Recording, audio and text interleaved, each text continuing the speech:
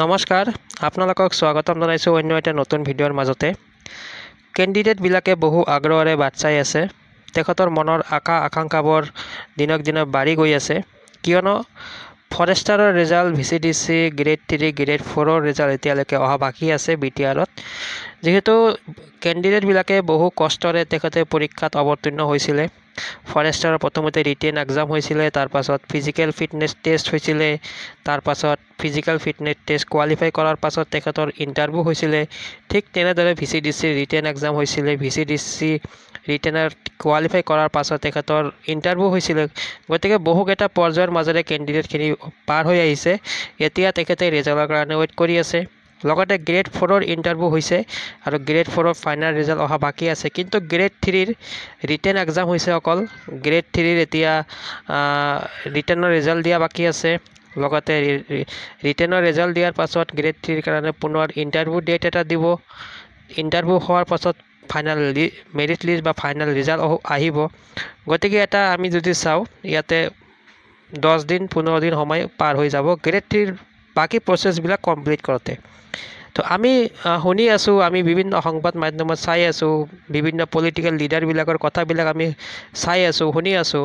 তেখেতৰ কথা মতে বা যিবিলাক আমি খবৰ শুনি আছোঁ, সেইমতে আমি অনুমান কৰিব পাৰি যে যিকোনো সময়তে এতিয়া ইলেকশ্যন কমিশ্যনাৰে ইলেকশ্যন ডেট ঘোষণা কৰিব পাৰে BTRত।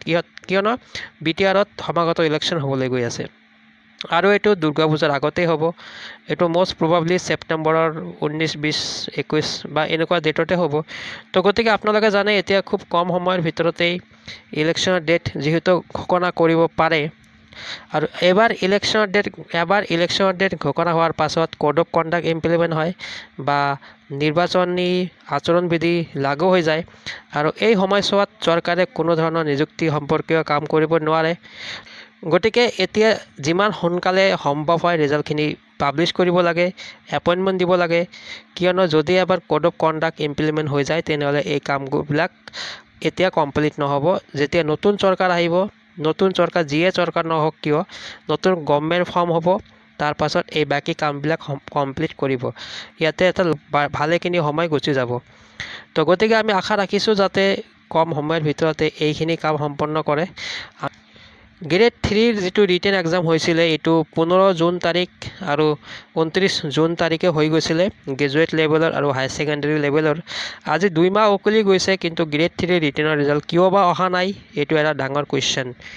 গ্ৰেড 3 ৰিটেন ৰিজাল্ট অহাৰ পাছত ইণ্টাৰভিউ হ'ব, ইণ্টাৰভিউৰ পাছত ৰিজাল্ট ঘোষণা কৰিব। কিন্তু VCDCটো যদি চাই আপোনালোকে, VCDC ৰিটেন এক্সাম অনুষ্ঠিত হৈছিলে 1 জুন তাৰিখে, অৰ্থাৎ গ্ৰেড 3ৰ ৰিটেন অনুষ্ঠিত হোৱাৰ আগতে VCDCৰ ছেক্ৰেটাৰীৰ কাৰণে ৰিটেন এক্সাম অনুষ্ঠিত হৈছিলে। কিন্তু VCDCয়ে ৰিজাল্ট ঘোষণা কৰিছে, মানে অৰ্থাৎ মই ক'বলৈ বিচাৰিছোঁ VCDCৰ ৰিটেনৰ ৰিজাল্ট ঘোষণা কৰিছে, ইণ্টাৰভিউ হৈ গৈছে। এতিয়া আমি ফাইনেল ৰিজাল্টৰ কাৰণে ৱেইট কৰি আছোঁ। আমাৰ BTRৰ যিটো আটাইতকৈ চৰ্চিত যিটো ৰিক্ৰুইটমেণ্ট হৈছে, এইটো গ্ৰেড 3 আৰু গ্ৰেড 4, কাৰণ ইয়াৰ কাৰণে বহুতো কেণ্ডিডেট এপ্লাই কৰিছে। বহুতো কেণ্ডিডেট এতিয়া গ্ৰেড 3 ৰিজাল্টৰ কাৰণে ৰৈ আছে। তো আমি আশা কৰোঁ যাতে এই সোমবাৰ, মংগলবাৰ, বুধবাৰ বা বৃহস্পতিবাৰ এই 4 দিনৰ ভিতৰতে অন্ততঃ যিকোনো এটা ৰিজাল্ট যদি ঘোষণা কৰে, কেণ্ডিডেটবিলাকে বহুত সুখী হ'ব কেণ্ডিডেটবিলাকে। কিয়নো কেণ্ডিডেটবিলাকে জানে কিমান কষ্ট কৰি তেখেতে এক্সামবোৰ দিছে, কিমান কষ্ট কৰি তেখেতে প্ৰিপাৰেশ্যন কৰিছে। গতিকে ইয়াৰে এটা বা দুটা যদি ৰিজাল্ট দিয়ে এপইণ্টমেণ্ট দিয়া হয়, তেনেহ'লে খুবেই কেণ্ডিডেটবিলাকে উৎফুল্লিত হ'ব।